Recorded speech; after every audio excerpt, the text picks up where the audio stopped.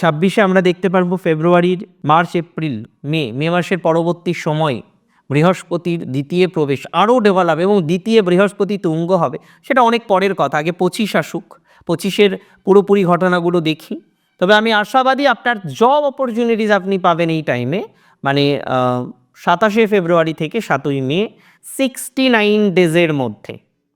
এই টাইমটা আপনাদেরকে অনেক বেশি হেল্প করবে to grow, two enhance, to get a new job, to get some new opportunities. আমি মনে করি এক্ষেত্রে পজিটিভিটি বাড়বেই, এক্ষেত্রে সিচুয়েশান ইমপ্রুভ করবে।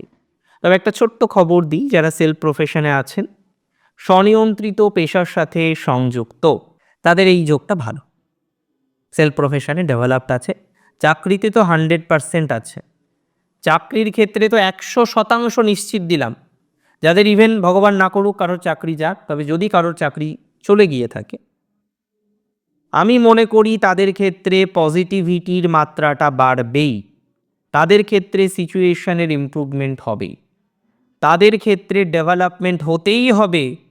এটা নিয়ে কোনো রকম ডাউট নেই, এটা নিয়ে কোনো সংশয় নেই।